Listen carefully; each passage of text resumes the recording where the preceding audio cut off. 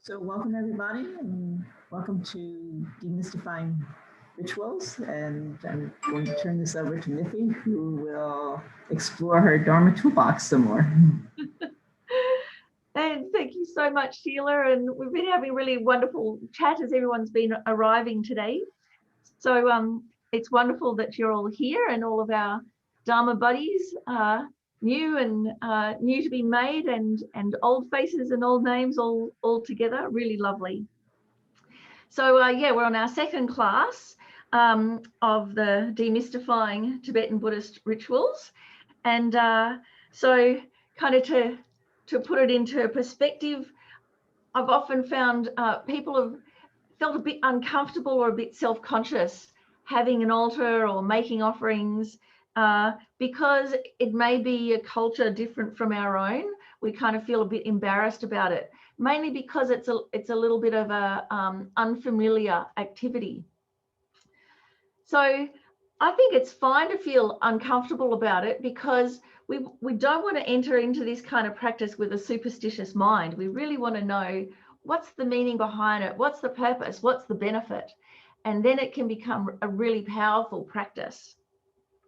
So as we develop our understanding, then Tibetan Buddhist ritual, it becomes a really powerful connector. It connects us to our own potential, for our own spiritual growth. It connects us to all the Buddhas and Bodhisattvas. It kind of fast tracks us towards enlightenment. And it's an amazing way to purify body, speech, and mind. When we embody our practice, including making offerings, then the sum is greater than the parts. And so, yeah, it becomes a really powerful thing. So just recently, one of our FPMT teachers, Geshe Tenzin Zopa, that's been teaching once a week during the COVID pandemic, he was mentioning about altars and said that by having an altar, it's like the Buddha has given us an opportunity to make mountains of merit. And the more beautiful the altar, and then the more skillful it is for our own mind and the minds of others. And it kind of shows that we have respect for the Dharma. And then whoever visits our house, our temple, sees our room, they're drawn to the altar, and then they become a child of the Buddhas.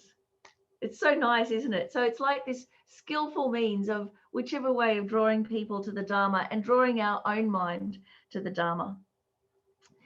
So we're going to follow on from last week with making offerings. So last week talked about an altar in general. So now we'll have a look at the different categories of offerings: imaginary offerings, physical offerings, all the different types, what to offer on your own altar.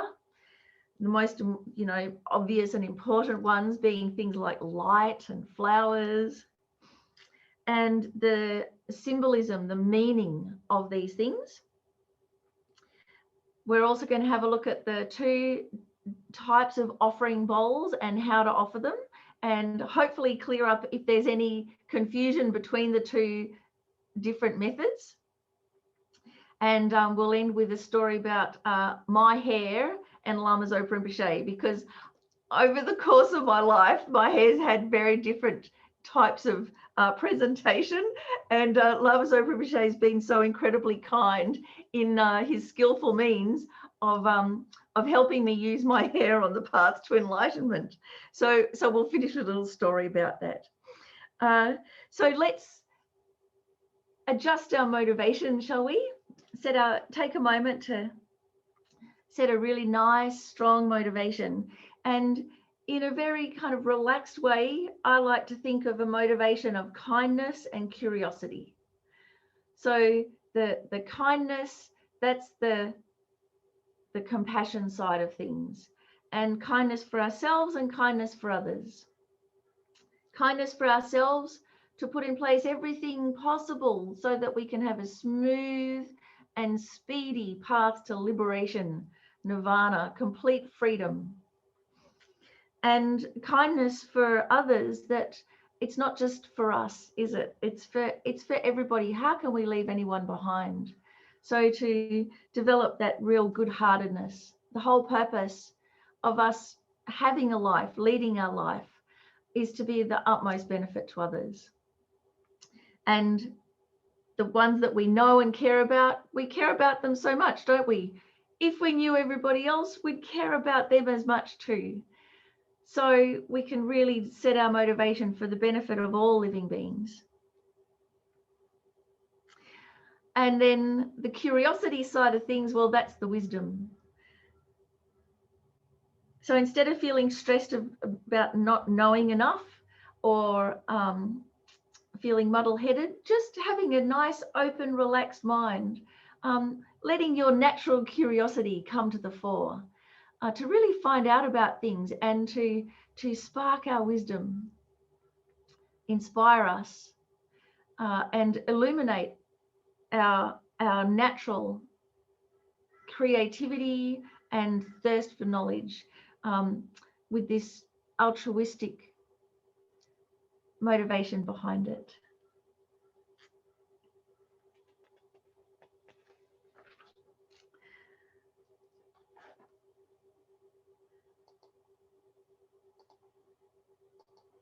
So with our screen share, why make offerings as our main topic today for the Dharma Toolkit, I really wanted to start with His Holiness, with a photograph of His Holiness the Dalai Lama, because everything really does start with His Holiness, doesn't it?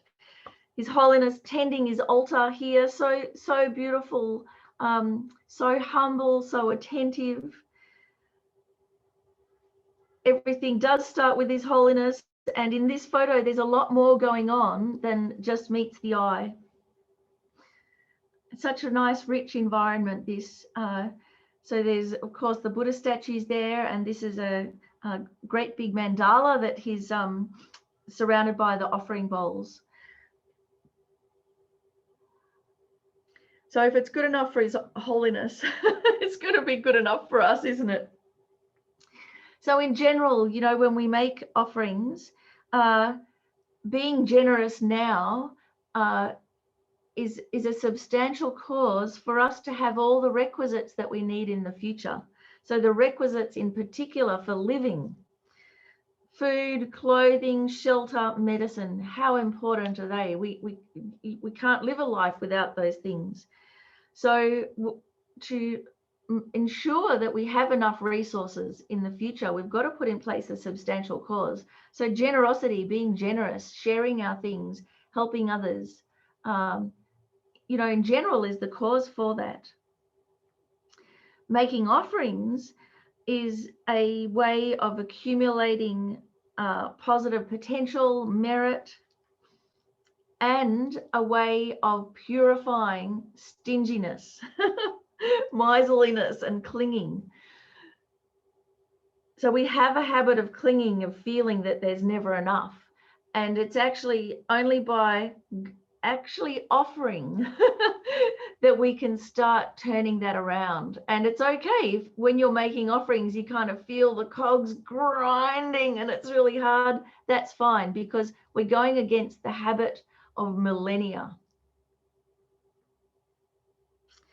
So the enlightened beings, they don't need our offerings. The Buddha doesn't need our offerings. That's not why we do them. They don't need our respect or prostrations or anything like that. We're doing all of these practices to benefit our own mind primarily. We're the ones that definitely benefit. And then we can transform it into a benefit for all beings. So also what I like about this photograph is that, you know, the offering bowls are in a circle, so they don't necessarily have to be in a straight line. We can use the materials that we have at hand, the space that we have at hand, and tailor it for our own circumstances. So, you know, the offerings in general being generous, but also from a Buddhist perspective and a tantric perspective, then our aim is to become a fully enlightened Buddha for the benefit of all sentient beings. And you know, all of our Dharma centers, we teach from a tantric point of view, even if it's not explicitly so. The whole Lam Rim is written from a tantric point of view. And part of the teachings, we would, just like the two wings of the bird, as Venerable Robina often says, and you know, the kindness and curiosity, we have on one hand the meditations that are the substantial cause for the mind of a Buddha, for the purified mind of a Buddha, the Dharmakaya. And so they're all the meditations on wisdom, or the contemplations on wisdom. And that's common to all the Buddhist paths. That's actually what makes something Buddhist, is the teachings on emptiness and dependent arising. But what's unique to the Tantra part of the path is the meditations on developing the body of a Buddha, the Rupakaya. And that's actually unique to Tantra. If we want to become a Buddha, we have to have substantial causes for both the mind of a Buddha and the body of a Buddha, because they're not separate. So we can't have one without the other. So we absolutely have to have this tantric side of things, of the substantial causes for the Rupakaya, the dual light body of a Buddha. So the 4 meditations to develop the Rupakaya are unique to the tantric path, to the tantric vehicle, and they accord with what are called the 4 complete results of a Buddha. And if we do these practices and meditations, they're the substantial causes, then we have a chance of actually arising as a Buddha for the benefit of all. So what they are the meditations on the abode, or the environment, the Pure Land, and all of that's to do with the mandala offering, the mandala practice, you know, the sand mandalas, the visualizing oneself in the mandala of the deity, the environment, because a Buddha doesn't exist in a vacuum. A Buddha is in an environment. So that's the meditations on the mandala, and we'll talk about them further in further classes. The body of a Buddha, that's when we do the meditations. If you've had the initiation, you arise as the deity, as Chenrezig, as Tara, as Manjushri, as Yamantaka, as Vajrayogini. You dissolve your current ordinary limited self into emptiness, as it's empty in reality, and arise in the light body of a Buddha. So that's a substantial cause for one day being able to actually arise in the light body of a Buddha. Then we have the deeds. Well, what does a Buddha do? A Buddha doesn't run around going, oh my God, how do I help people?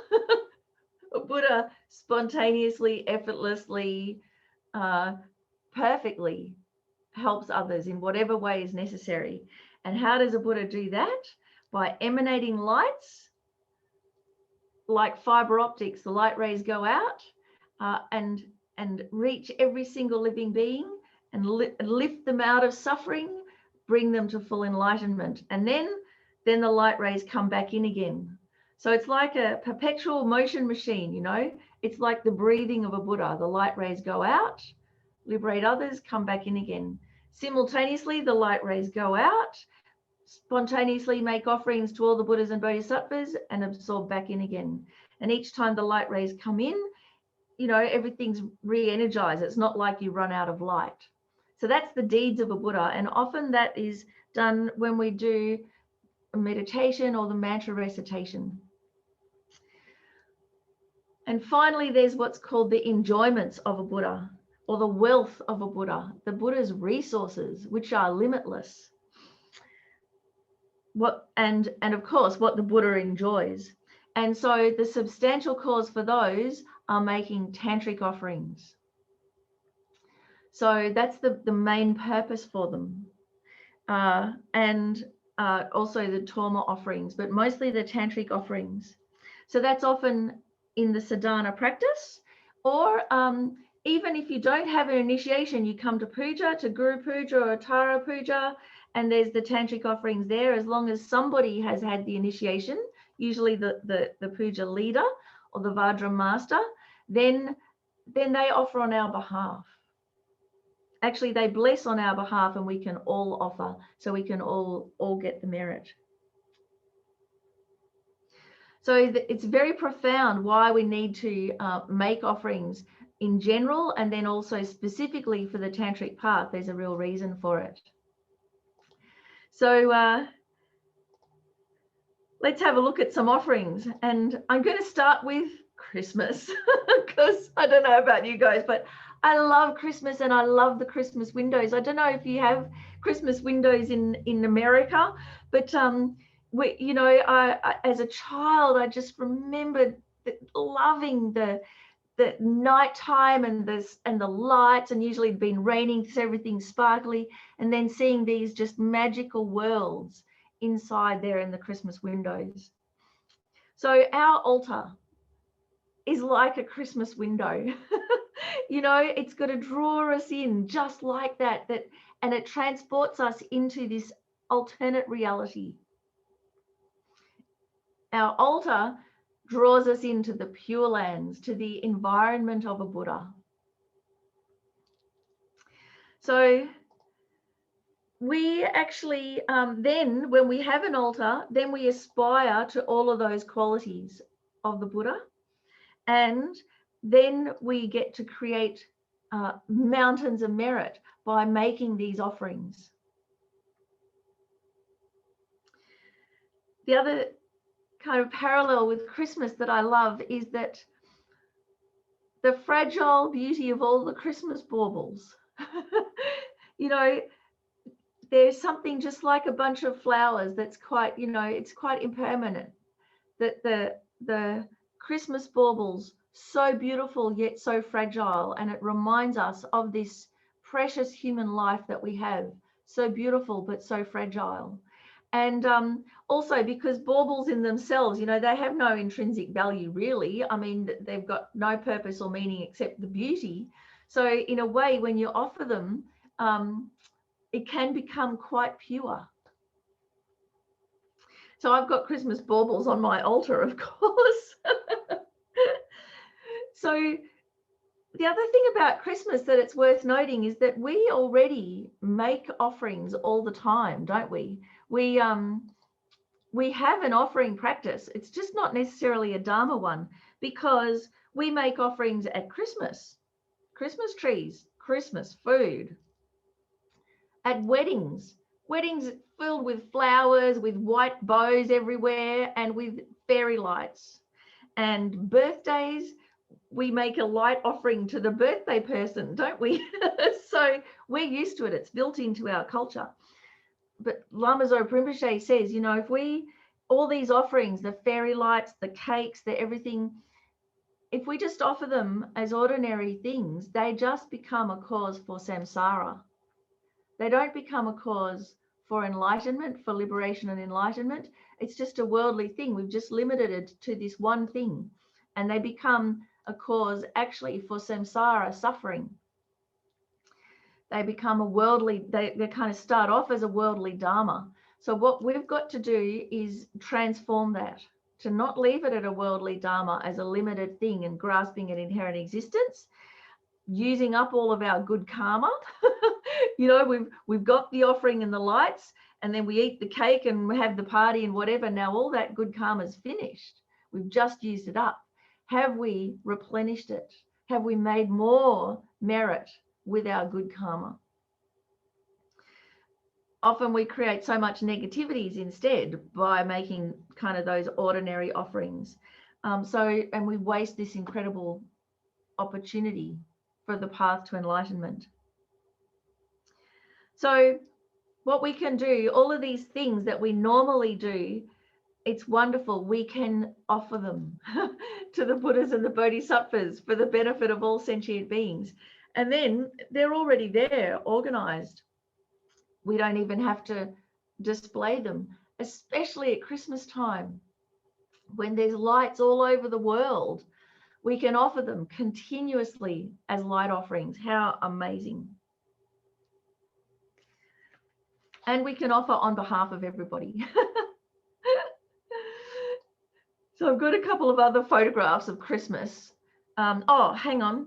So yes, the two types of offerings before we get to the other ones of Christmas. So when we're thinking about the offerings, we've got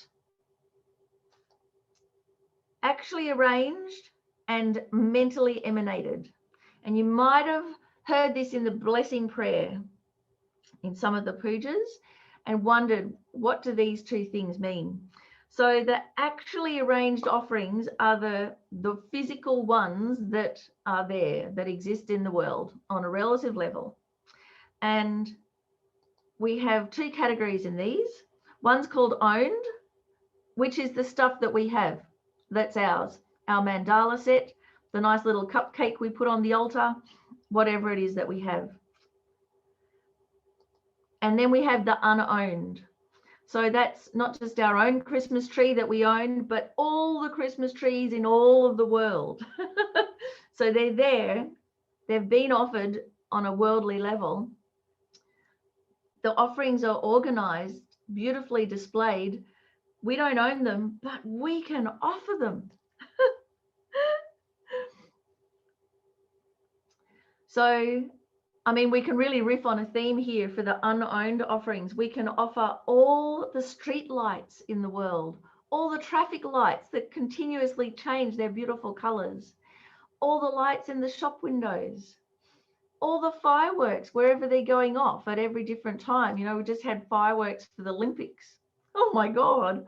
So, you know, all the fireworks go off, quick, offer them. Then we have mentally emanated on the other side of things, so imagined offerings. So I put a floating world here because if you've ever seen Avatar, didn't that have, they had those floating worlds in space? How amazing. And they all zoomed all through them a little bit like this, waterfalls coming off the edge into space. Avatar had all of these incredible fluorescent flowers in the forest. It was one of the most beautiful Pure Land depictions I've ever seen. So imagined offerings, you can really go to town with those. Also, in part of the imagined offerings are the mentally emanated ones, the 12 types of offerings that are in the bath offerings. Say, for instance, in Shakyamuni Buddha Puja, bath, cleansing, clothes, ornaments, perfume, flowers, incense, food, light, the ground, the residence, and the parasol. So these are all imagined. And when they're imagined, they can become infinite. They can fill all of space. There's no limit to it. So really don't limit it. In my mind, for instance, I try and offer clouds of chandeliers. And what's great when you imagine chandeliers, they don't need to have a power cord to be plugged in. They can just hang there in space in the daytime, sparkling. Don't need to clean them, don't need to plug them in. They're everywhere. How extraordinary. And then we've got the other category of mentally emanated offerings is the unexcelled offerings. And these are the offerings that are made by bodhisattvas. So I've put here a wish granting tree. They're kind of offerings like miracles and also offerings that are made with a mind directly perceiving emptiness, unexcelled offerings, offerings of bodhicitta. So in terms of the types of offerings, it's a real range, and it can give us an idea too that there are different levels of meaning. So in sutra, there are minimum 2 levels of meaning. We have kind of the general meaning, which is called the interpretive one. And that just, you know, means that when we say we offer trees and flowers, we're offering trees and flowers. And we have the definitive meaning, which is the ultimate meaning. And so that often includes that when we say we're offering trees and flowers, it means we're offering qualities and virtues. So flowers in particular represent our virtue. They're like a spontaneous manifestation of our good qualities. So when we offer flowers, we think we're offering our virtues, like the perfections, our morality, our ethical behavior. So at minimum, we've got those two things, the flowers and the virtues. And that's on the sutra level. On the level of Tantra, there's a minimum 6 levels of meaning. And when you get up to highest Yoga Tantra, there's a minimum, I think it goes up to 32 different nuances or levels of meaning. So if someone asked, well, what does blue mean or what do flowers mean? It's like, well, at least there's 2, perhaps there's 6, and there's 32 different meanings ultimately. So at least we can know that there's a whole lot in there. When we make offerings, it's really good to always have a basis, a physical basis of the offering, and then mentally develop it. Make it, infinite and huge, and also bring some meaning to it. The reason that we have a physical basis is so that in the future, we have a physical resources to offer. Because if we just offer in our mind, then in the future, we won't have anything physical to offer. We'll only be able to offer in our mind. So it's important that we always have a physical basis. The physical basis doesn't have to be huge, but it's very good if it's there. So Lama Zopa Rinpoche from the Wish Fulfilling Golden Sun sums it up. With our visualization, think sincerely we are making the offering, both physical and imagined. We can also offer things that we don't have, trees, orchards, aeroplanes. We mentally offer the entire universe, all the planets, all the worlds, all the sense objects, especially the things that we cling to, like our body and our friends.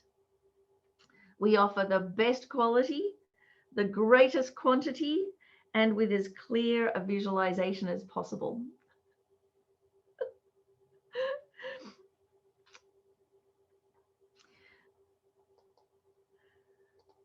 So imagine then, if we come across a Christmas window like this, and then we offered, like Lama Zopa Rinpoche encourages us to do.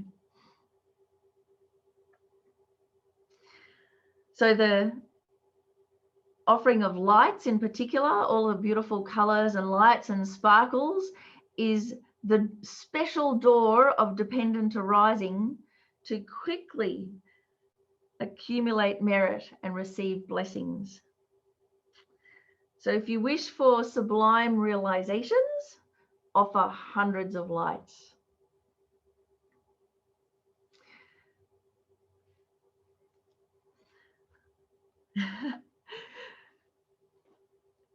So when you go to a theme park, when you go to an exhibition, when you go to the Christmas windows, when you see the fireworks at the sporting events, it's all there ready for us to offer.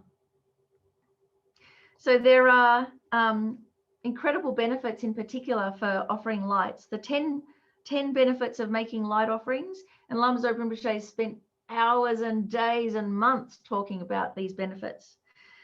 But just really quickly, one becomes like a light in the world.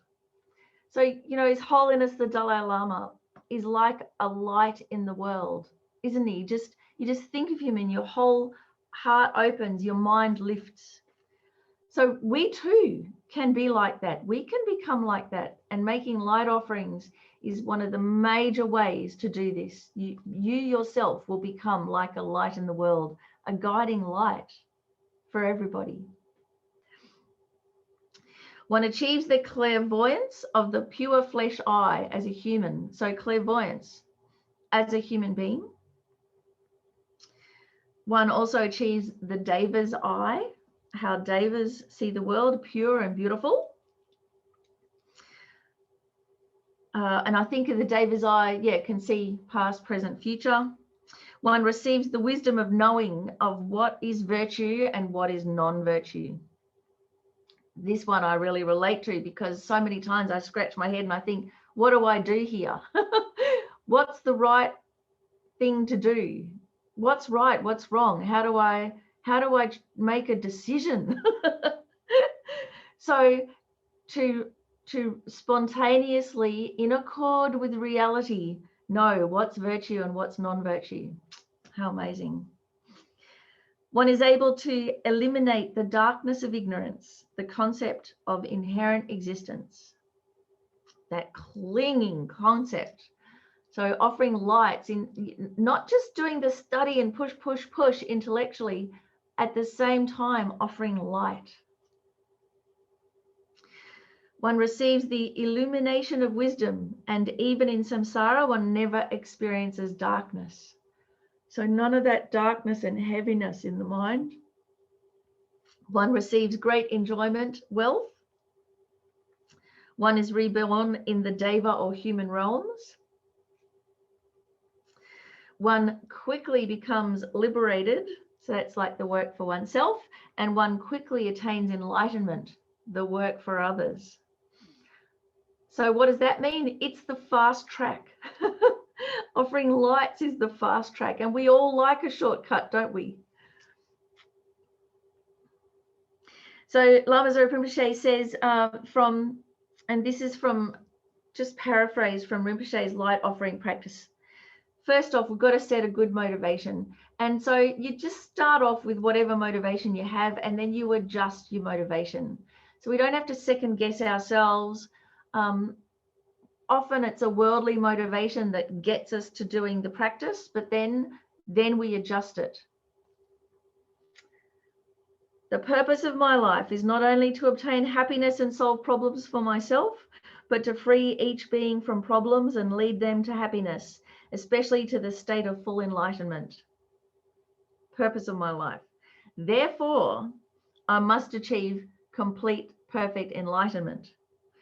To do this, I must complete the two accumulations, the merit of fortune or method, and the merit of wisdom.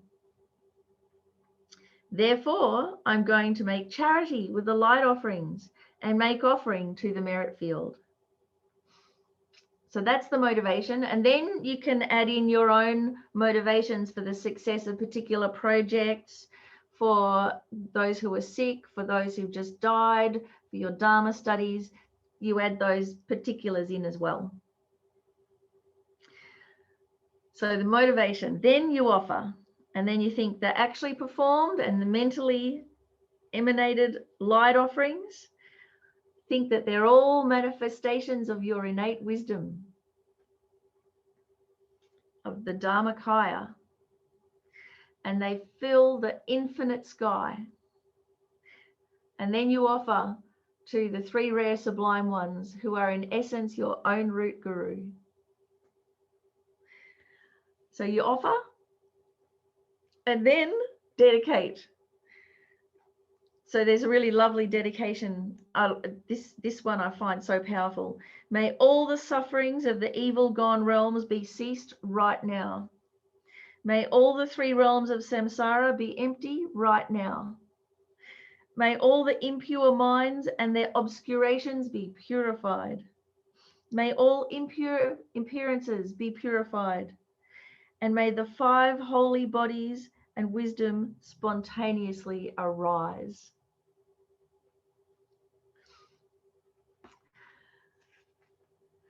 So that's in general. Tell me now, are there any questions or comments so far? Sheila, has anyone put anything into the chat? Does anyone want to wave? And oh yes, Pamela, go for it. Thank you, Miffi. This is very, very, very helpful, and your delight in it is catchy.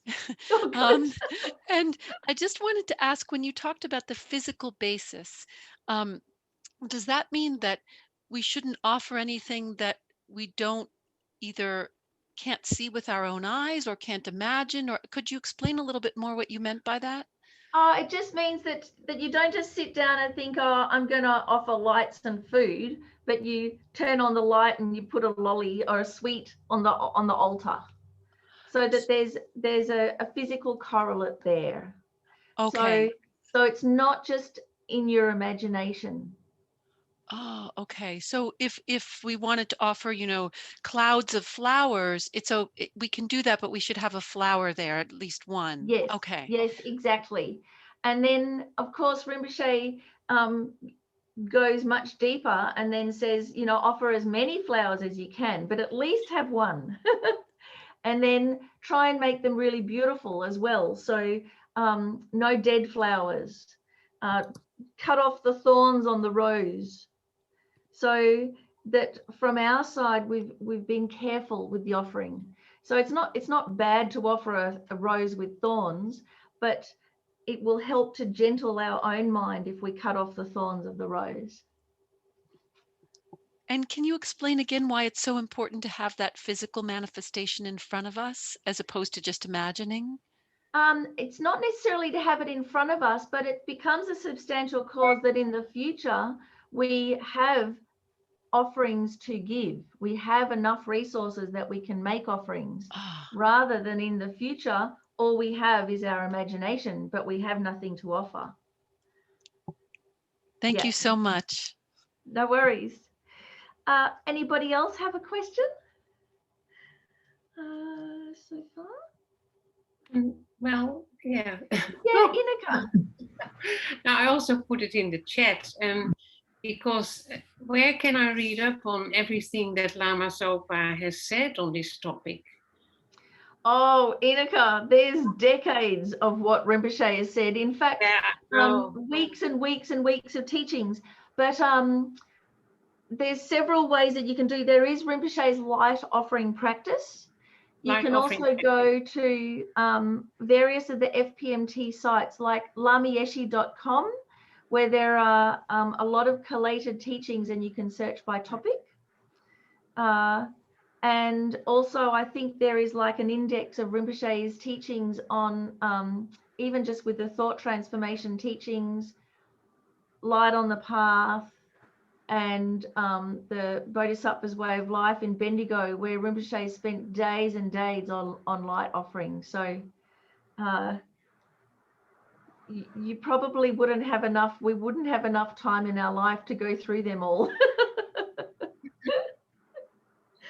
I mean, I went to one teaching in Singapore, so it's supposed to be medicine Buddha initiation. So then medicine Buddha initiation didn't happen, but we had 14 hours on the benefits of light offerings. So yeah, blew my mind. Thank you. Oh, okay. So say the 4 complete results of a Buddha. So these are the what's unique to the tantric path. And they are the substantial causes for the Rupakaya, the form body of a Buddha. So it's the abode, and the meditations that occur with that are the meditations on the mandala. There's the form, the physical form of a Buddha, and the meditation that accords with that is dissolving oneself into emptiness and arising as the deity. The deeds of a Buddha, emanating and absorbing lights. And so we do that usually in visualization and sometimes during the mantra recitation. And then the wealth or the resources of a Buddha, and that's from making tantric offerings. Thank you so much. There's a few more questions in the chat. Is there, Sheila, can you read them out for me? Yeah, sure. So the one is, what is the definition of a mandala? What is the definition of puja and uses? Sorry, my phone camera. Okay, so the mandalas we're going to have a look at in the next couple of weeks. But in this, at the moment, what I was talking about, the mandala is like the environment or the pure land. So at the moment, we're in a samsaric mandala, and we want to transform it into a pure land mandala. As we purify our mind. A puja is an offering ceremony, and what's wonderful about going to the puja is that even though it's a tantric offering ceremony, it's also a community thing. So you don't have to have had an initiation. In fact, you don't even need to be a Buddhist. You can come along and create lots and lots of merit by being part of the offerings and part of the prayers. And as long as the Vajra master at the puja has all of the prerequisites, the initiation and all of those things, then everybody else can come along. So often they're a great big Dharma party, or they should be at least. Okay, so one more. One more, yeah, sure. Oops, I just lost my chat. If lights and flowers hold meanings in the offering, does food also, or is that generosity of giving? Oh yeah, so let's go for what to offer. That's exactly what we're up to now. Okay. So here's this is what we offered on the throne for Lama Tsongkhapa Day. So I tried to make some really lovely offerings. And so generally what to offer, lights. The meaning of offering light is two. One is wisdom, of course, illumination from the darkness of ignorance and inherent grasping.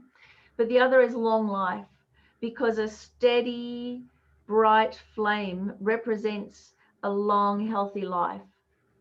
So it's wonderful. We can offer electric lights, steady, bright flames, really good. Flowers represent virtues, compassion. Also, the lotus represents the purity of the mind and renunciation, definite emergence out of samsara. So it's really very powerful. Food, and these are the what are called the 5 daily or general offerings that we can offer. So by offering food, we put in place the causes to have nourishment, and not just physical nourishment, but spiritual nourishment, the nourishment of the Dharma. So it's by offering food, it's like a cause for being able to generate realizations. Incense represents morality, ethics, pure ethics. Also, it's nice to wrap offerings, or in particular, like the statues or the stupas in a kata, as a way of showing respect. These offering scarves, a kata. And when you offer them, in general, to bless with Om Ahum. So as you put them on the altar, Om Ahum, Om Ahum, Om Ahum.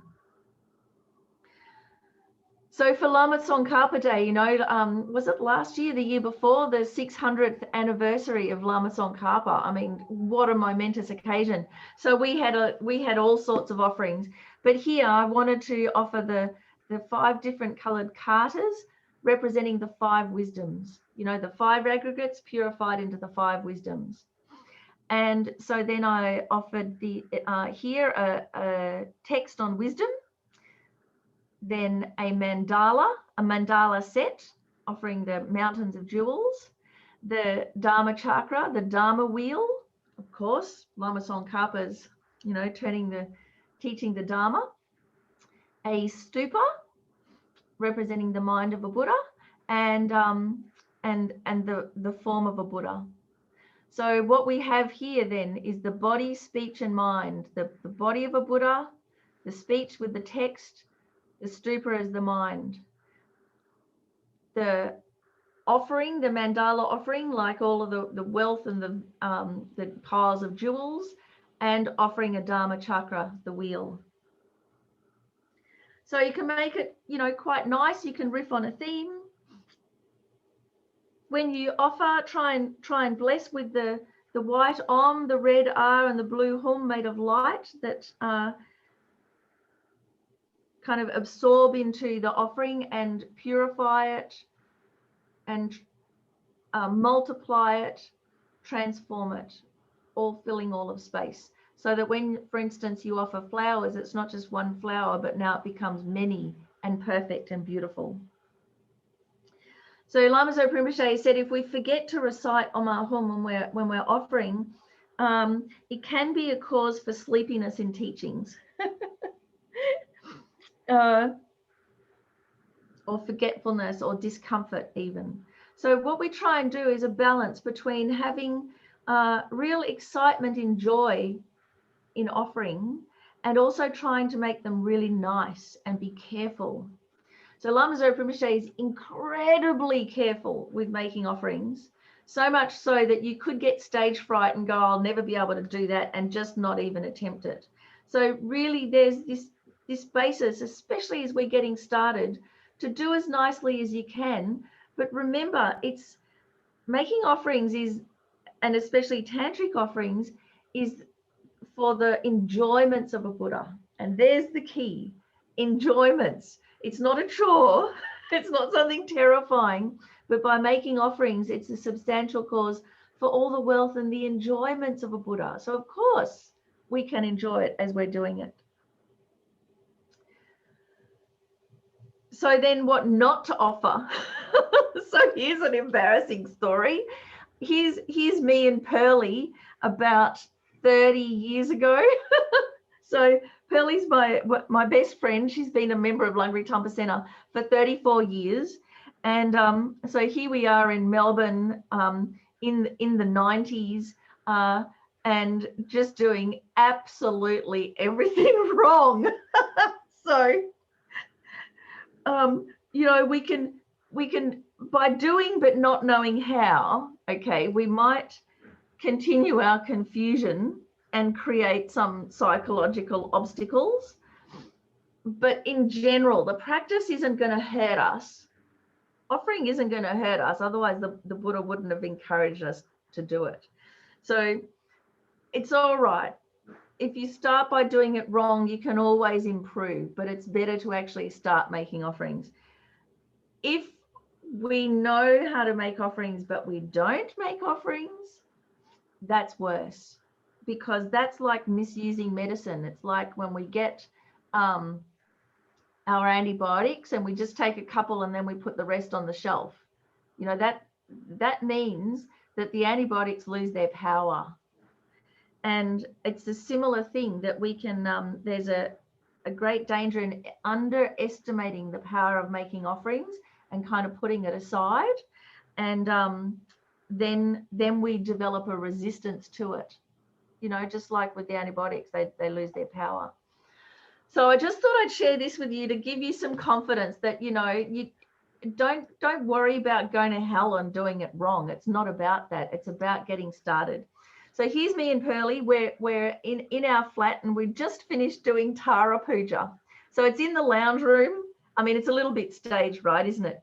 But what we've got flowers picked from other people's gardens. That's a real no-no because they're not freely offered.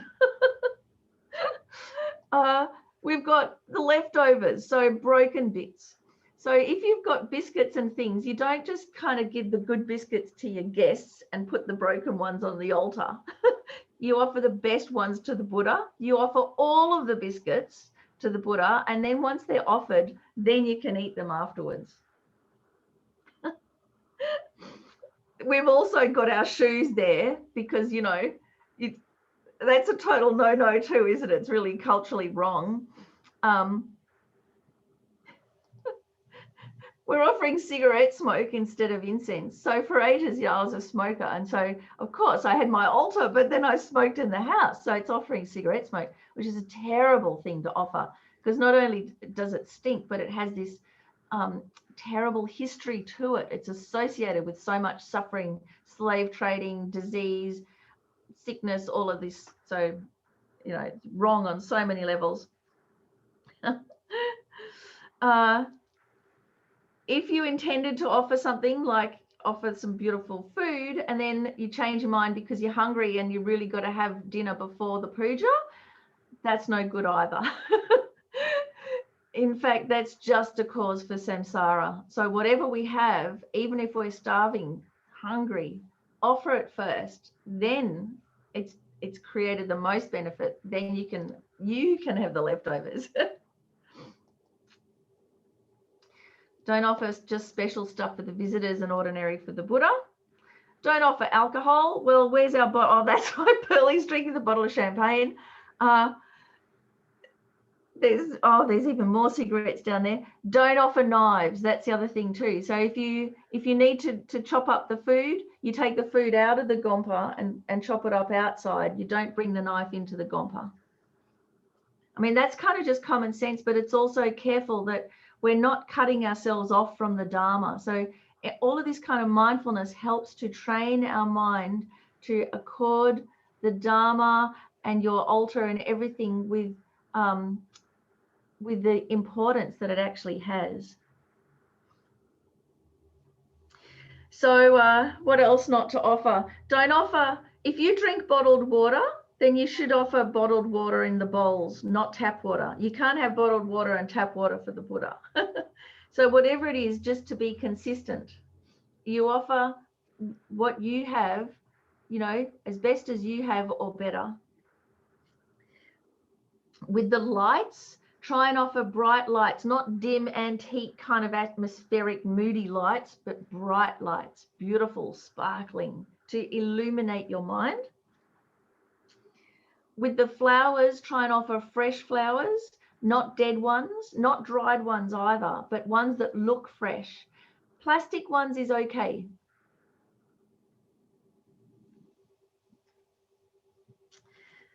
So, dare I ask now, any questions? Yes, there are a couple of questions in the chat. Yep, go for it. So one is, can you only make tantric offerings in the context of a sadhana? Can you arrange offerings in the tantric way in our daily practice? Yep. So I'll go into what the differences between the two are in a moment. But generally, if you make tantric offerings, it's because you have a tantric sadhana that you do that has the offerings in there. But if you want to make tantric offerings, by all means, do so. So I'll explain in a moment the differences between the two. Okay. Okay, so you want another question? Yep, okay. So it says, when you need to dispose of the offerings, i.e. the flowers die, how should you do that? Okay, so there's different things said about this. The main point is making the offering. How we dispose of it is a secondary thing. So you can go as deep into this or not, as is comfortable for your mind. So very pragmatic geshis and lamas will just say, you know, put the flowers in the compost, use the offering bowl water to make your tea or do your laundry or whatever, doesn't matter. Other people will say, put the water bowl offering, you know, on the same tree somewhere nice out in the garden each time, because it's blessed. It's blessed water now. So it's nice to continue to offer it to the seen and unbeings in your environment. So I would say, as beginners, whatever is comfortable for your mind, and that's doing it nicely. And even if you chuck it down the sink, I mean, some say don't put your merit down the sink. But the other thing is, if you're thinking about it goes down the sink and then it goes into the waterways and into the ocean and blesses all the beings that it comes across, then it's a little different. What else? Somebody asked, why is the Buddha behind you dressed in black?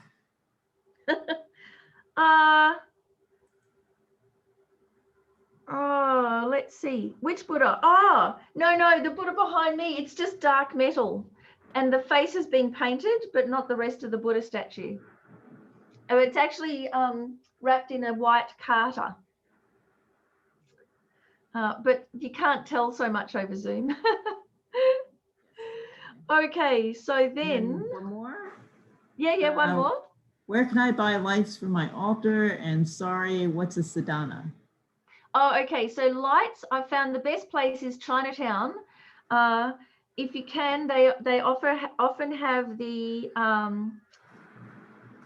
plastic lotus flowers with the little screw-in light bulbs, and often they'll have the red light bulbs, which can be a bit acidic looking. But all you have to do is get some nail scissors and just scrape a few lines into the red to scrape the paint off. And then it has this beautiful pink golden glow. So the lights in Australia have become increasingly difficult to get for some reason. And in fact, the last time we got lights, I brought them back from Singapore in my hand luggage. So I don't know. The other thing that is great is the little electric tea lights, and you can get rechargeable ones of those. I would try and offer electric ones rather than flames. And if you do offer flames, to always put them out before you leave the room, because we don't want any spontaneous purification, otherwise known as fire. So this picture here is a photograph of our Nyungne altar. And so it's really elaborate, and it's set up in front of the main altar in our hall. So, you know, the main altar has Shakyamuni Buddha statue and light offerings and Lama Zopa Rinpoche and Lama Yeshe photograph. And then this table in front has, we'll be able to see. So the mandala house here, this little square house, that represents the pure land in which Chenrezig abides. So this is the physical basis for the abode of a Buddha. Then we have the form of Chenrezig. So this is then, you know, by the form that becomes the basis, the substantial cause for the form of a Buddha. The lights, of course, Lama Zopa Rinpoche loves lights everywhere, so I've got them all strung up over Chenrezig here and also strung up over the top of the mandala house, so they actually sparkle in and out continuously in this beautiful way. And then what you'll see here are some of the tantric offerings. So instead of the water bowl offerings that are in front of the Buddha statues, then we also have these tantric offerings. And you'll see some of them kind of look double-decker, and I'll show you one a bit closer in a moment. Then on the Nyungne altar, there's also the tormas, which here we have as jars of honey with the little kind of wrapping paper flowers on top to make them nice and sparkly. So what we're doing, we're creating an environment by placing almost like miniatures of what we're offering. So just a few things, but what we're imagining is a universe filled. So the basis, the physical basis is there with the physical offering, but what we're doing is we're getting closer to our inner vision, not seeing with our eyes, but seeing with our mind. So we look at an altar, and actually what our mind sees is quite different. It's really expansive. So generally from Buddhist teachings, lower scope teachings are about lessening our weaknesses, lessening our faults, dealing with stinginess, refraining from negativity. Higher scope teachings are about playing to our strengths, about making offerings, about kind of taking what we have and running with it and transforming it into the path to enlightenment. So some double-decker offerings, for instance. So you have, you know, just a bowl with a fake flower. You don't just put the fake flower, you have the fake flower in a nice bowl, sometimes with a bowl with a stem. Here's one like a double-decker offering for light. So I have the bowl, I have a crystal tea light holder, which are great because it also means that if I'm using flame, it won't catch on fire. Then I've got some beautiful folded tie lotus thing. And then I have my electric tea light that goes on the top. So you get like a double-decker offering. I mean, it's little, but it's nice. When and then say for the food offerings, beautiful bowl, nice crystal bowl. But if you don't have enough money to get proper crystal bowls, these were donated to us and they're actual crystal, and they just they sparkle in a really special way. But, you know, equally, you can get those little finger dipping bowls, you know, for when you go and have seafood. They're great for offering bowls. They're glass, they're clear, they've got a little bit of a lip, they're the right size. And then I've just got like jellies, fruit in little packets that you get from the supermarket. So you just put a couple in there, maybe even 3, make it a double-decker offering. So that's what I learned from the Singapore centers, that they don't just have an offering, they have a bowl with a bowl with a bowl with more offering with, you know, and it just goes up and up and up, which is really quite inspiring. Okay, so then a little bit about Tormas, of some more offerings. So here is when we had our 30th anniversary. We Pearly, he's Pearly, she sung happy birthday, and we had this incredible cake that was made in the shape of Swayambanath stupa. It's got 8 enormous chocolate mud cakes in there. It's got pofferties on top as part of the spire of the stupa. It's got auspicious symbols all around it, sparklers that went off as we wheeled it down the aisle. So, you know, we wanted a really gobsmackingly memorable birthday cake. Then on our throne, of course, we have Lama Zopa Rinpoche on the throne as a cardboard cutout. And someone once said, "Oh, Miffi, who's that really quiet gentleman on the throne?" Because they obviously hadn't had their glasses on, right?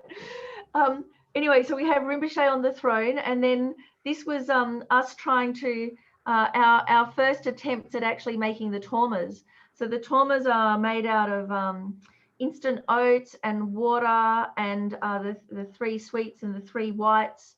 And then this bunch, we did the decorations out of marzipan.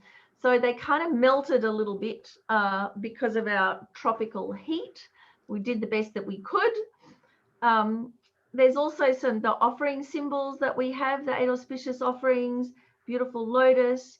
And then with our cups, we tried to actually offer the Bangaran Thai crockery, because they use the 5 colors and gold, and it represents the 5 wisdoms. It's actually a spiritual kind of tradition. They're incredibly expensive, but these have been donated to us as heirlooms. Can you explain what a torma is? Which are these tormas here? No, what is a torma? So a torma is, there are several types of tormas. Some are special ritual offering cakes that are made specifically to generate realizations. So you offer them specifically to generate realizations. Tormas are also, like, for instance, with the Tara Puja, you have the 4 sets of bowls, offering bowls, and offering food is in one of those bowls. So these are the 4 tormas that we made for the food. So instead of just putting the little cupcakes or whatever, we made our own tormas. Then also, when you distribute food to everybody else, you can make these little mini tormas that go out to everyone else. Tormas also can be made when you have a retreat. You have the 3 tormas and you actually embody the deity in the torma. So it becomes another form of the deity, just like the statue or the picture. And it is quite a powerful way of almost capturing the deity in form. I think it might even come from a shamanic kind of tradition. But there's these elemental forms that when you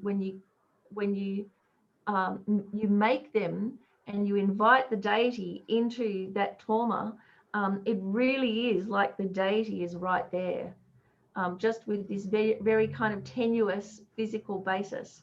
So if you had an initiation, they would have had the torma there, and it would have looked a little bit like this one, and it would have had a little picture of the deity on the top with a little umbrella over that.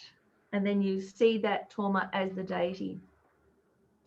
Also, Tormas, if you've ever been to a long life puja, there'll be ones like this, but really enormous, to offer to the guru. Generally, for highest yoga tantra practices, they're red and white, and for lower tantra practices like the Medicine Buddha Puja, it'll be just the oats coloured, so white and white. So actually, it was Geshe Zopa here who taught us how to make the Tormas. This is all the SPCs, the spiritual program coordinators and directors from around Australia. We all went to Perth, travelled, 2,500 kilometres to get to a 1 weekend workshop, but boy, it was completely worth it. And so Geshe Zopa, so encouraging, so meticulous and precise and fine and artistically so accomplished.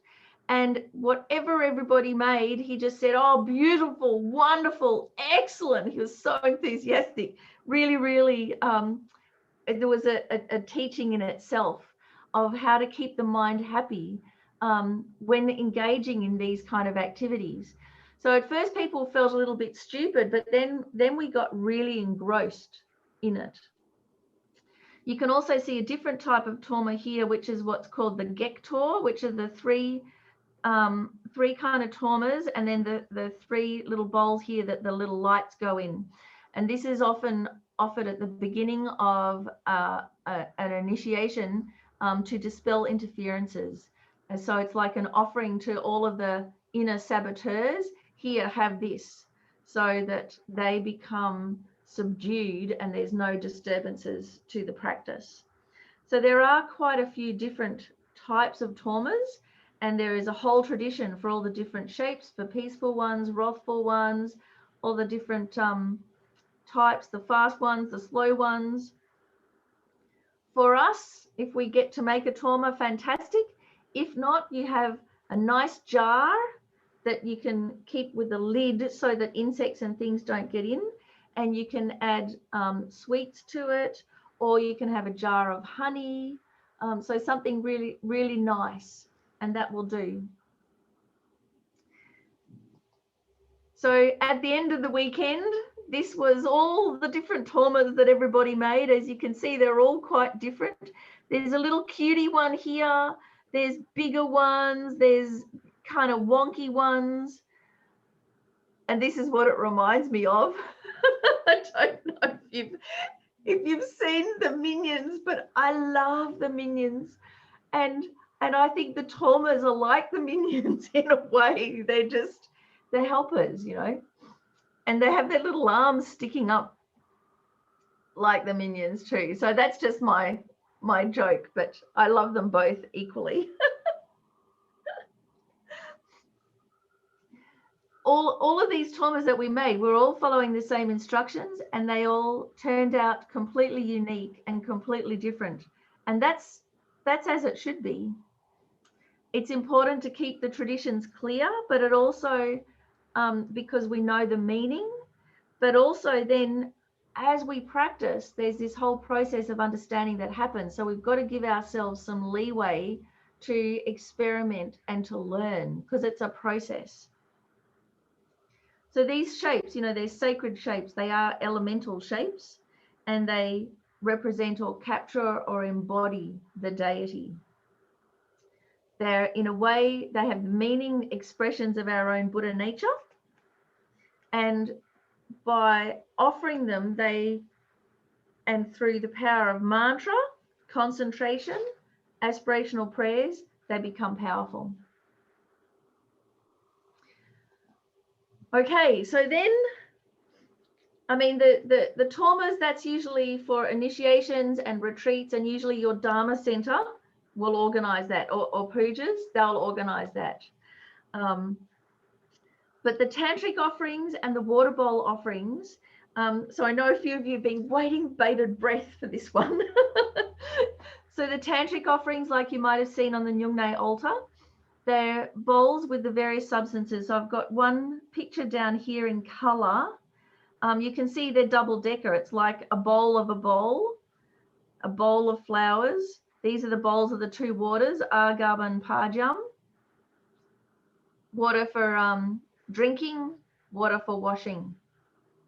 Then flowers, pupae, dupae, incense. And here it's a whole lot of sticks of incense that are tied together with 5 colored threads to represent the 5 wisdoms. Aloke, light. Gende, perfume. So you can have saffron in the water and that makes it beautifully perfumed. Or you can have a bottle of perfume. New day, food. So here is a torma. You can see the shape of the torma, but you can also make wooden tormas or porcelain tormas, or you can have a jar of jam. What do you call it in America? Jelly. Or honey.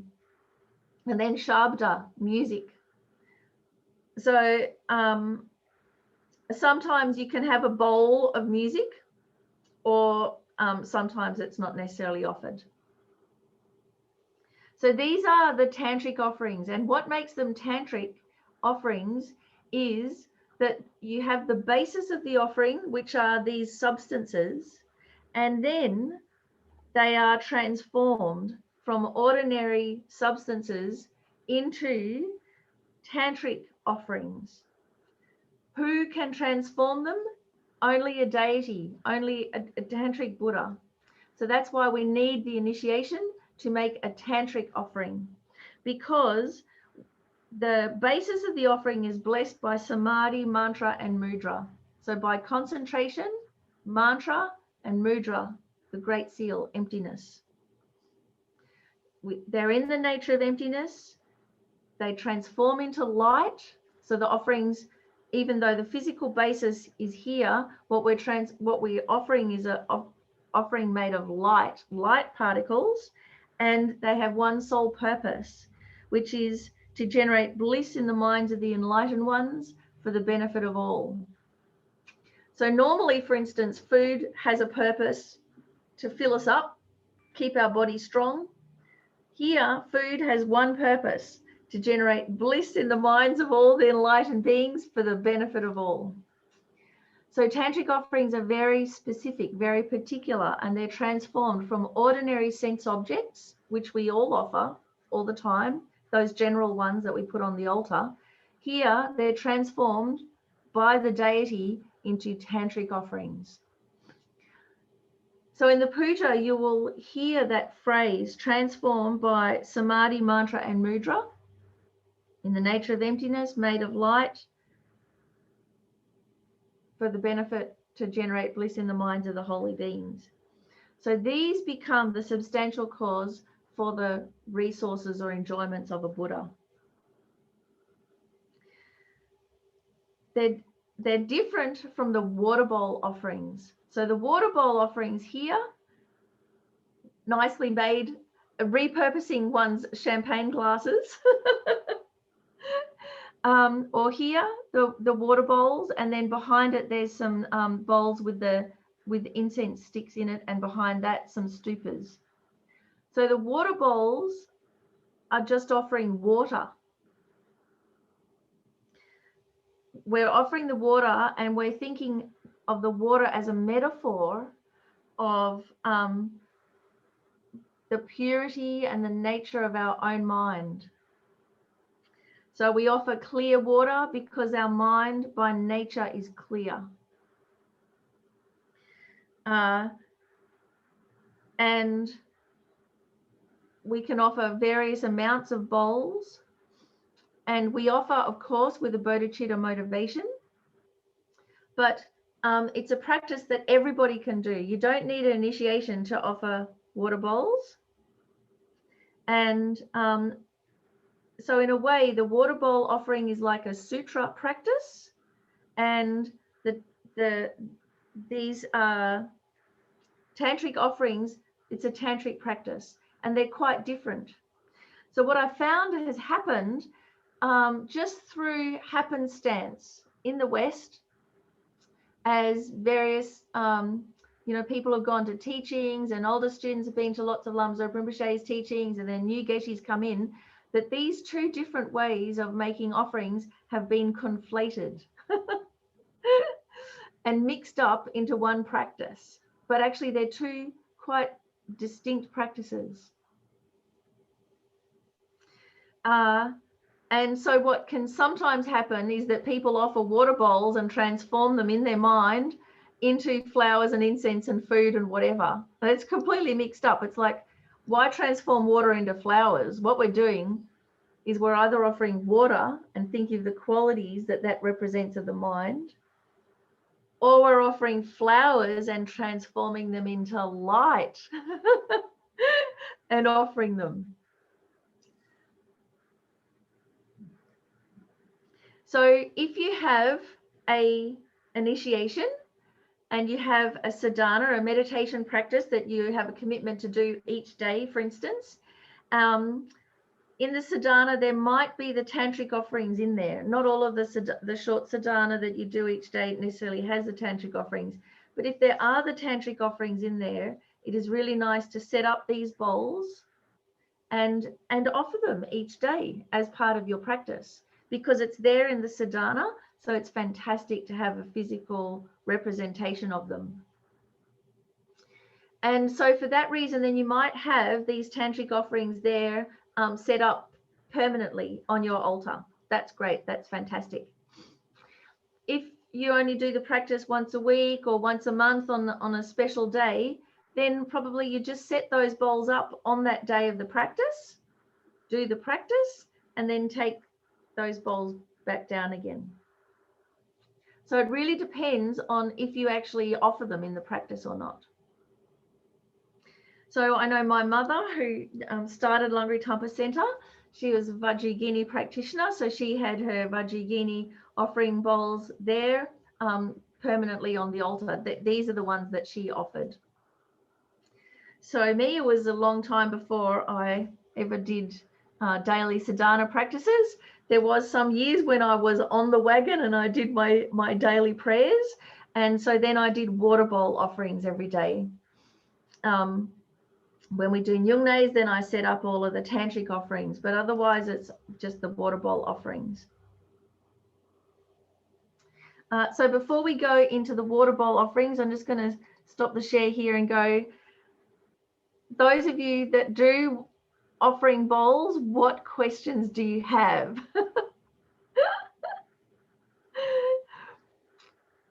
Wave at me or let me know. Okay, so Sunny, what question do you have?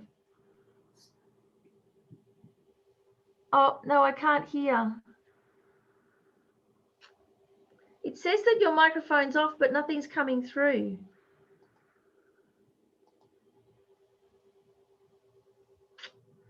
No, Sunny, you might have to write it into the thing. Inika? Well, I just wanted to ask about the number 7, like it represents the 7-limb prayer. But yeah. I was also reading that you could have any odd number, like 3 or 1. So how does that fit in? That's right. You can have any number of the water bowls that you like. And generally, it's a cultural thing to have an odd number. So 1, 3, 5, 7. There's so many wonderful lists in Buddhism that you could probably think of quite a few. So generally, it's the 7-limb prayer for the 7 bowls. But I think there's another one. It's playing in the back of my mind, and I haven't been able to remember it.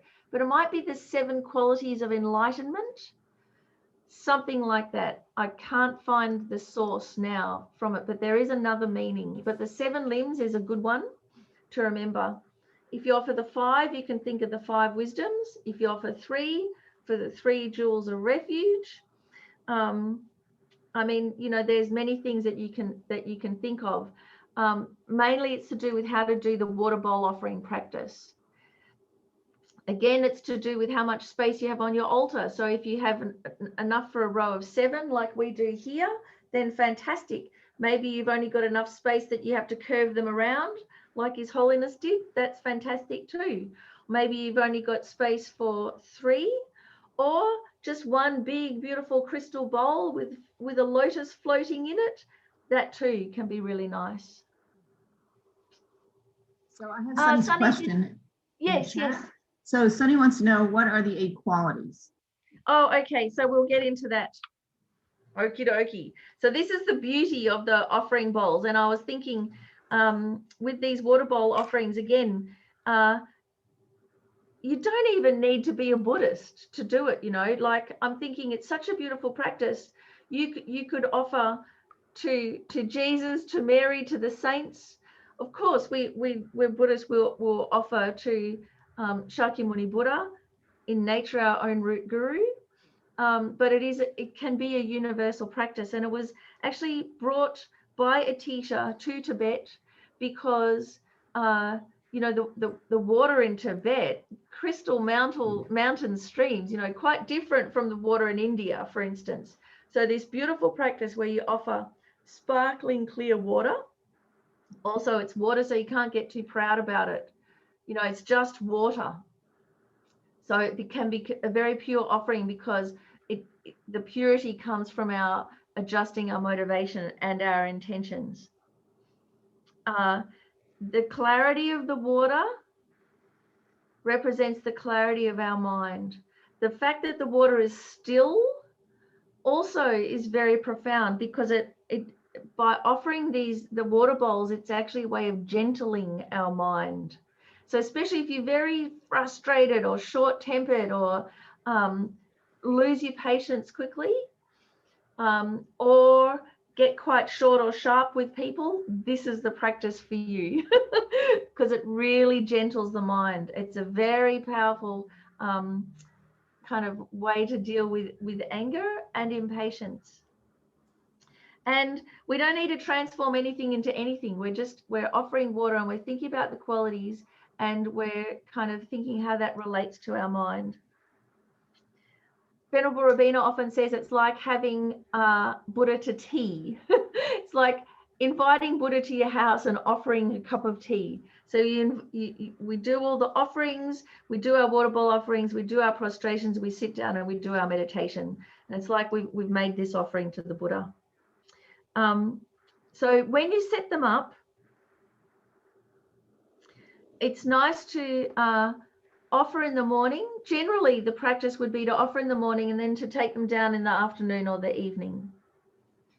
But Lama Zopa Rinpoche, when he makes his water bowl offerings, he offers not just the ones in his house where he is, but the ones in all of the Dharma centers around the world, in all the FPMT centers, and in all the students' houses, in your houses as well.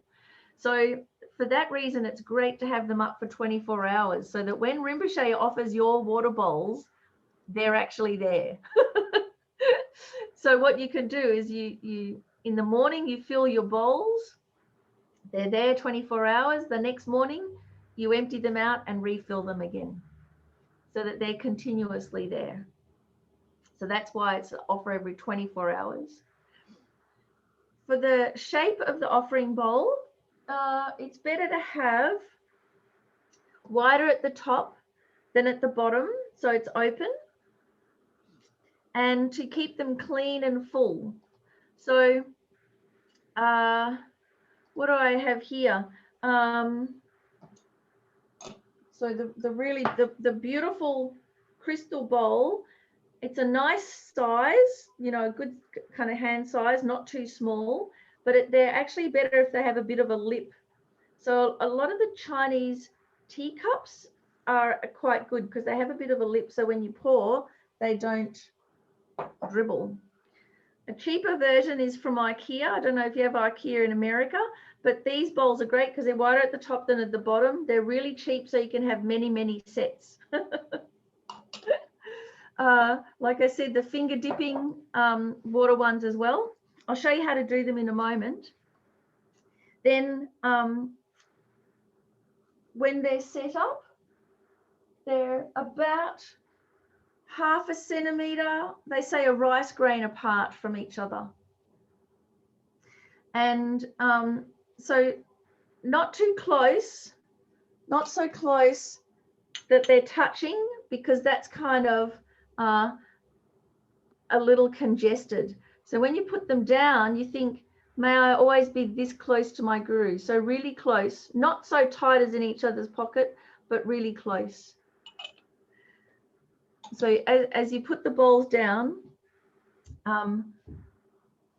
you know, in the practice, it's a really nice way of remembering the guru. May I always be in all of my lives this close to the guru.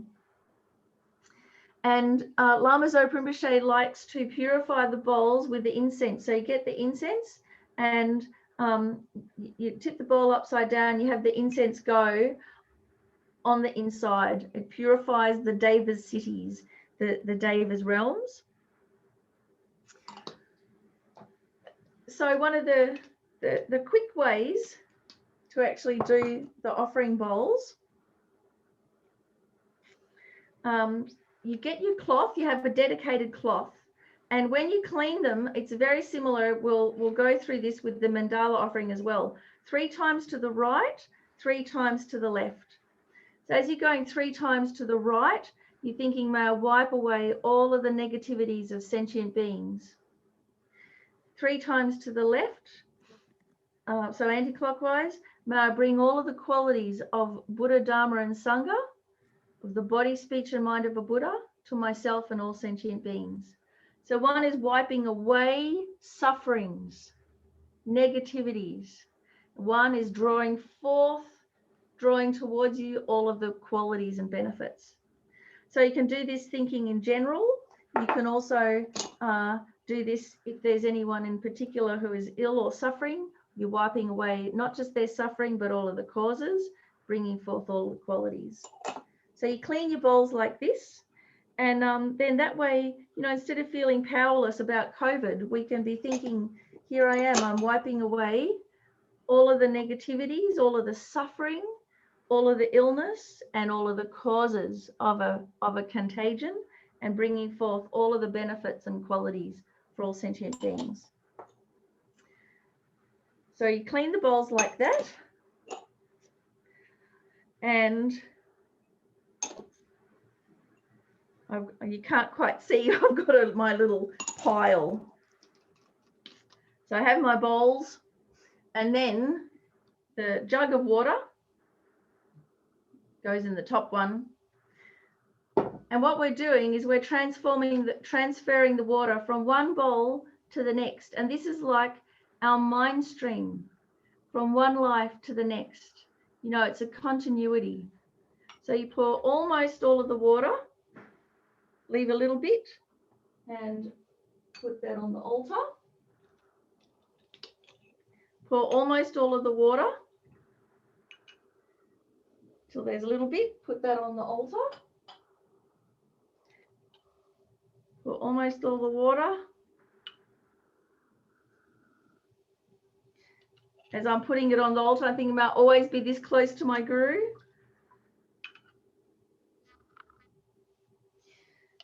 So the purity of the mind, always this close to my guru. The other thing, of course, with water, like Venerable Dundrup showed in Discovering Buddhism, you know, we can have our glass of water and our mind's all agitated and it looks like, oh, not clear and la, la, la, la. And it's not like we have to put anything extra in to our mind, is it? We just stop the agitation. We stop the agitation and the water returns to its natural state, clear and calm. So that's it with our mind, isn't it? Our natural state, clear, calm, luminous. So we could be meditating all of this while we're putting the bowls. I've kind of run out of space here. Okay. And then we get our dedicated jug, and as we're filling it up, we're thinking about the 8 qualities of water, and we're also reciting Om Ahum. So for instance, Om Ahum, Om Ahum, Om Ahum, Om Ahum, Om Ahum, Om Ahum, Om Ahum, Om Ahum, Om Ahum, Om Ahum, Om Ahum. So Lama Zopa Rinpoche says, it's nice to not make any noise when you're filling the bowl, and to keep the skin of the water unbroken, so it goes, it still stays convex, and to fill it up not too much, not too little. So you need to leave a little bit of space at the top, so that when you go to empty them, you're not spilling everything all over. But you don't want them too empty either. So just leave it a centimetre or less at the top, so that they're nice and full, they're not halfway done. Oma hum, oma hum, oma hum, oma hum. So as I'm going to continue with that, I'll read you the qualities of the water. So this is how you remember the 8 qualities of the water. Cool, delicious, light and soft, clear, odorless, easy on the throat, and kind to the stomach is the water with the 8 properties. So the coolness of the water, by offering cool water, your ethics will become pure, calming, cooling the flames of all the desire and dissatisfaction, cooling down.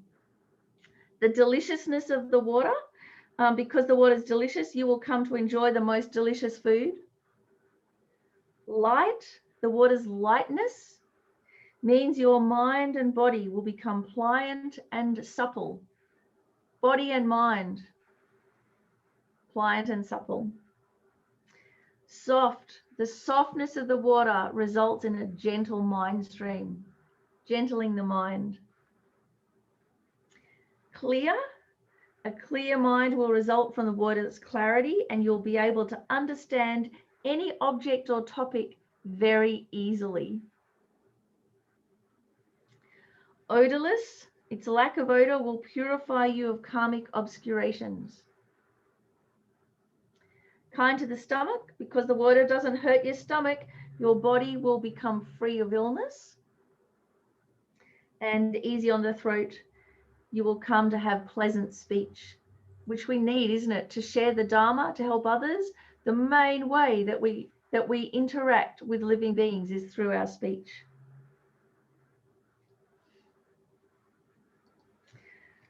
So, oma hum, oma hum, oma hum. You fill them from our left to our right every morning. Oma hum, oma hum, oma hum, oma hum, oma hum.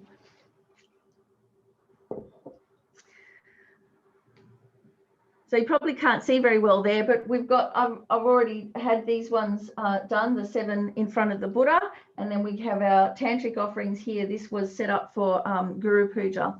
So I have our 2 lots of tantric offerings, and now I've just done that row of the water bowl offerings in front. So questions about this? I have a question from before in the chat that says, could you share more about dependent arising of offerings? For instance, Zen altars are the very opposite of Tibetan altars. And there have been some aesthetic meditators who eschewed elaborate altars. What is it about the light offering that generates wisdom, or incense that generates morale? Yeah, so it's with association, and what we're doing is, because we are embodied beings, we do live in a material relative world. So rather than being dominated by ordinary appearances, and in particular, this is from the tantric point of view, we tend to just see things as ordinary and limited and as existing out there. When we make, in particular, tantric offerings, the more outlandish, the better, because it disrupts our grasping at ordinariness and believing the appearances. So that's the main problem, that we believe the appearances. It's totally wrong. You know, we see these offerings as being limited and out there, existing in and of themselves. So it doesn't accord with reality. So we need something outrageous to disrupt our ordinary train of thought. And then we also need something inspiring and beautiful, because believe me, if you've ever lived where your view is just a brick wall out the window, man, there's no quicker way to depression. And I've lived like that in a kind of a slum in Melbourne, you know, where there was no light in the house and there was no view. And really my mind, and it was cold, you know, my mind just became really, really heavy. So we can use our environment on the path to enlightenment. And we all like a nice house and we all like a view. So it's like a life hack that we can use this to fast track ourselves. So then, you know, we think, oh, it's just an offering, like as if these things exist in and of themselves out there, but actually they are what we make them. They are a dependent arising. So we can use them by making the physical offering, but what we're seeing with our mind and what we're experiencing with our mind is infinite. And then our altar really becomes a machine for making merit and purifying negativities. Really powerful one. So what's nice about having these set practices is that they've got all the ingredients in there. So we don't miss out anything, so we're assured of the result. So if we just follow the instructions, either with the water bowls or with the tantric offerings, it's like chemistry, you know, you don't have to even know how it works, or your car, you don't have to know how it works. If you put it together and you follow the instructions, it will work and we get the result. So that's what's so wonderful about these practices. So we get the result in our mind by turning our mind to these qualities, because we can just sit there meditating about those qualities, but we are embodied beings. So we need to incorporate that into our practice. And we do so much just for our worldly life, eating and drinking and going to the toilet and sleeping and all of those things. At least we've got to use those daily things and incorporate them into the path to enlightenment. So I hope that answered that question. A little bit long-winded, I know, and I've gone a bit over time, and I have to tell you the last story. So the last story, me and my hair offering. So the kindness of the guru playing to our strengths. Here's a photograph of me, I don't know, like maybe 15 years ago, with this hairdo. So what happened was Lama Zopa Rinpoche was going to come to he was going to come and visit Langri Tampa Center, and madly we're all preparing everything. And in the midst of all of this, I get this phone call from a bogan. I think in America you call them rednecks, you know, and this person with the big drawling accent goes, so how's it going? Are you all ready for Rinpoche? And I'm like, oh, there's all sorts of nutcases that start ringing up before Rinpoche comes. But luckily I held my tongue and I said, oh yes, I think we're all just about ready for Rinpoche. Anyway, it was Venerable Roger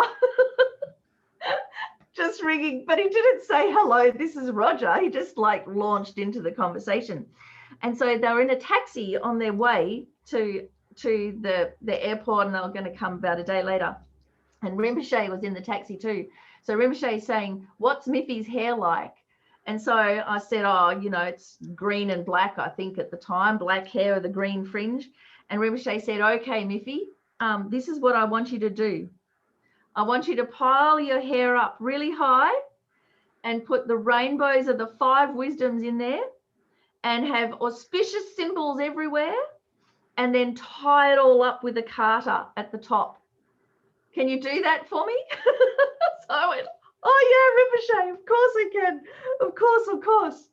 So, you know, instead of getting all stressed about Rinpoche coming, I was like, oh great, all I have to do is dress up. So I got a piece of paper and made it into a fan and put the garter over the top, a little bit like a Spanish mantilla. I got a couple of pipe cleaners and twisted them together, black and white ones, and stuck them in my hair and cut out the auspicious symbols into little round circles and put holographic paper on the back so that they sparkled, and hung them off the two kind of chopstick things. I got ribbons of the 5 wisdoms and tied them to my pigtails. And I think I also put some glitter in there as well. So I then went to the airport. And so you can kind of see my little dangling auspicious symbols and my carter and things and my ribbons hanging down. And so Rinpoche's there at the airport. And then, of course, like everybody's like, what? So everyone's cracked up laughing completely. And Rinpoche was so happy with it and patted my head.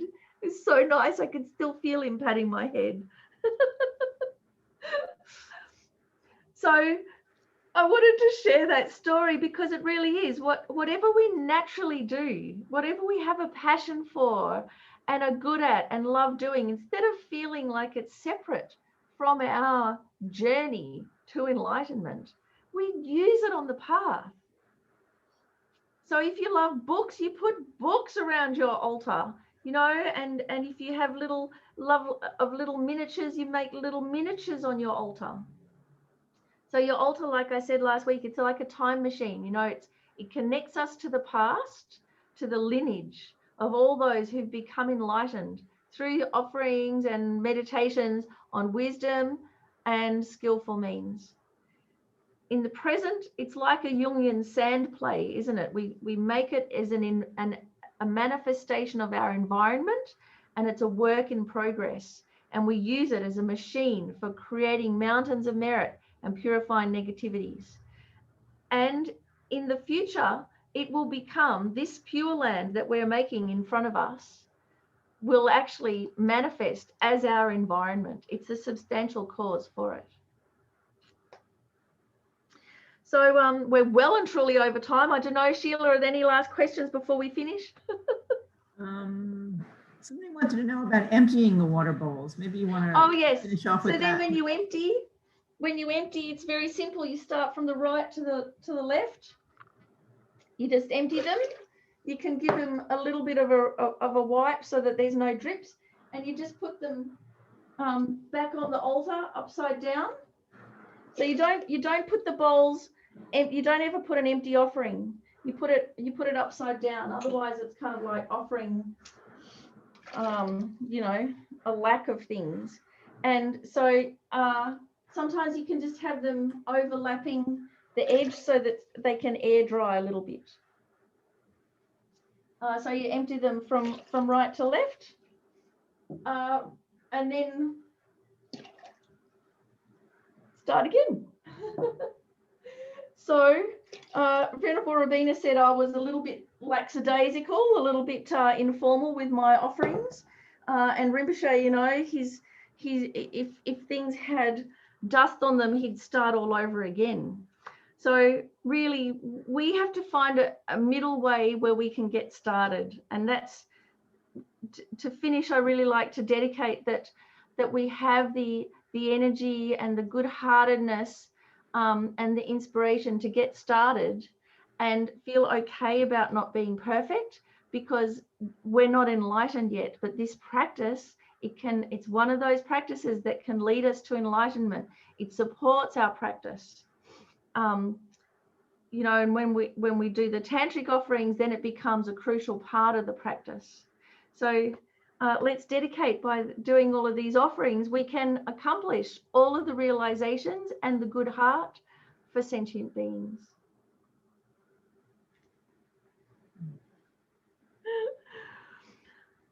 Thank you, everyone. Bring your questions next week. Mandalas, more on mandalas next week. Thank you so much, everybody. Miffi, this is really wonderful, inspirational, delightful. Thank you so much. Thank you. And see everybody next week for more. Thank you. Thank you, Sheila. Good night. Miffi. Thank you. Good night. Good night, everyone.